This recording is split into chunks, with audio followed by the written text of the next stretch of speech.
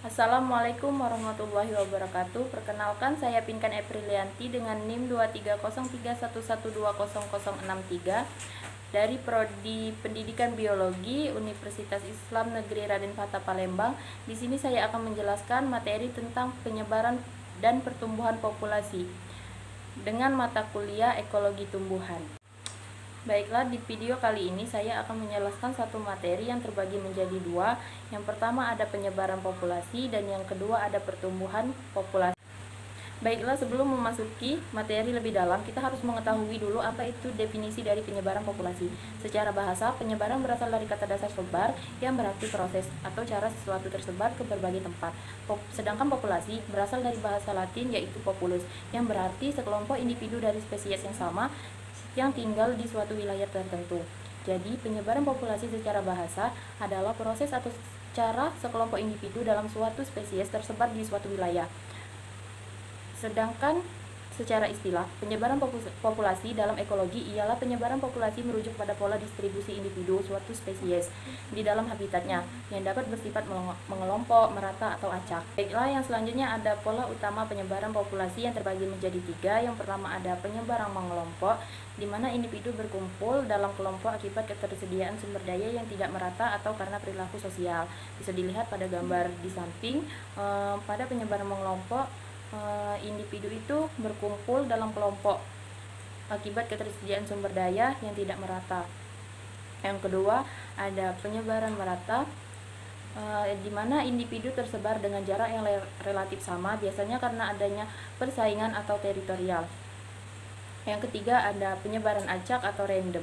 Individu tersebar tanpa pola tertentu, sering terjadi jika faktor lingkungan dan sosial tidak mempengaruhi distribusi. Bisa dilihat pada gambar di samping. Baiklah, yang selanjutnya ada komponen dalam dinamika populasi, yaitu faktor-faktor yang mempengaruhi ukuran, pertumbuhan, dan penyebaran populasi suatu spesies dalam ekosistem. Yang pertama ada densitas atau kepadatan populasi. Jadi densitas atau kepadatan populasi ini yaitu jumlah individu dalam suatu populasi per satuan luas atau volume tertentu. Yang kedua ada natalitas atau kelahiran, di mana natalitas ini adalah tingkat kelahiran dalam suatu populasi yang berkontribusi terhadap pertumbuhan populasi. Dan yang ketiga ada mortalitas atau kematian. Nah, di mortalitas atau kematian, tingkat kematian dalam suatu populasi yang mengurangi jumlah individu. Keempat ada penyebaran umum, yaitu pola distribusi individu dalam suatu populasi di wilayah bisa mengelompok, merata, atau acak yang sudah dijelaskan tadi. Dan yang kelima ada potensi biotik, kemampuan maksimal suatu populasi untuk berkembang biak dalam kondisi ideal tanpa hambatan lingkungan. Yang keenam ada distribusi atau pemencaran atau juga disebut dispersal, di mana perpindahan individu dari suatu tempat ke tempat lain mempengaruhi penyebaran populasi. Baiklah, tadi sudah saya jelaskan tentang penyebaran populasi. Sekarang kita masuk materi yang kedua, yaitu pertumbuhan populasi. Jadi pertumbuhan populasi adalah perubahan jumlah individu dalam suatu populasi dari waktu ke waktu yang dipengaruhi oleh faktor kelahiran, kematian, imigrasi, dan emigrasi. Nah, definisi menurut para ahli, yang pertama ada menurut Odum, pertumbuhan populasi adalah peningkatan atau penurunan jumlah individu dalam suatu populasi yang terjadi akibat interaksi antara natalitas, mortalitas, serta migrasi. Dan yang kedua, menurut Campbell, pertumbuhan populasi adalah perubahan ukuran populasi dalam periode tertentu yang tergantung pada sumber daya lingkungan dan faktor internal spesies. Baiklah, suatu populasi akan mengalami pertumbuhan apabila laju kelahiran di dalam populasi itu lebih besar dari laju kematian, dengan mengasumsikan bahwa laju emigrasi. Dikenal dua macam bentuk pertumbuhan populasi, yakni yang pertama ada pertumbuhan eksponensial, biasanya dengan simbol bentuk kurva J. Yang kedua ada pertumbuhan sigmoid dengan simbol bentuk kurva S. Pertumbuhan eksponensial atau kurva J terjadi ketika sumber daya melimpah dan tidak ada hambatan lingkungan, dan populasi bertambah dengan sangat cepat karena tingkat kelahiran jauh lebih tinggi dari kematian. Kurva berbentuk J menunjukkan pertumbuhan yang terus meningkat tanpa batas. Contohnya, populasi bakteri dalam kondisi ideal di mana setiap sel membelah setiap beberapa jam tanpa kendala. Yang kedua yaitu pertumbuhan sigmoid atau sering disebut kurva S, yaitu terjadi ketika populasi awalnya tumbuh cepat tetapi kemudian melambat karena keterbatasan sumber daya.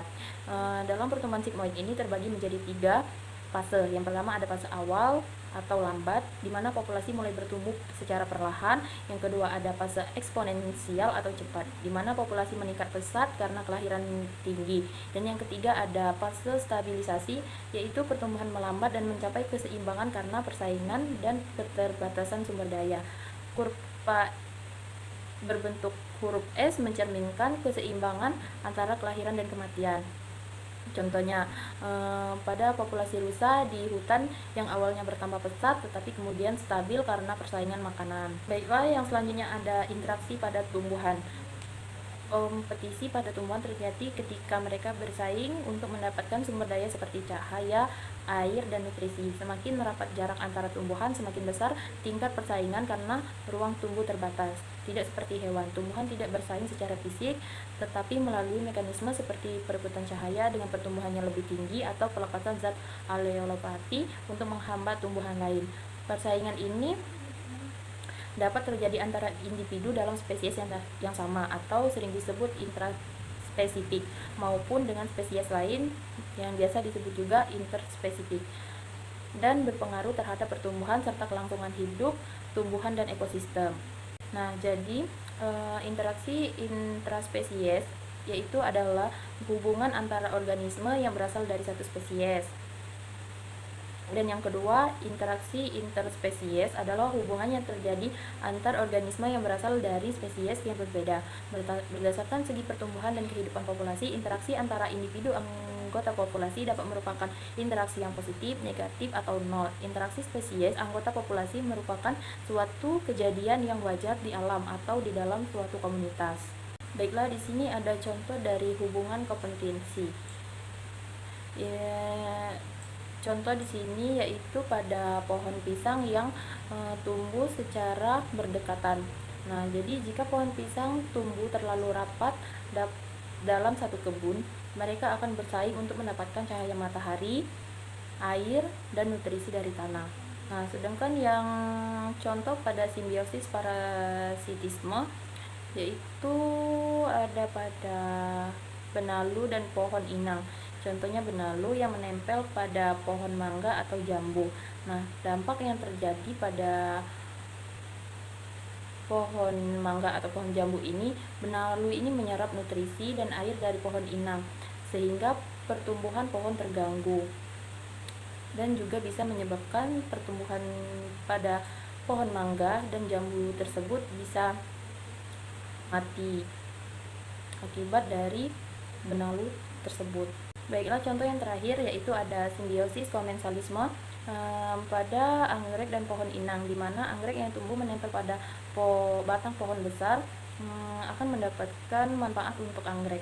Anggrek mendapat tempat tinggi untuk mendapatkan cahaya matahari tanpa merugikan pohon inang. Jadi, pada pohon yang ditumbuhi oleh anggrek tersebut, dia tidak akan berdampak pada sistem pertumbuhannya atau tidak akan mati dan tidak berdampak kepada tumbuhan tersebut. Baiklah, itulah tadi video penjelasan tentang materi penyebaran dan pertumbuhan populasi dari saya akhiri. Wassalamualaikum warahmatullahi wabarakatuh.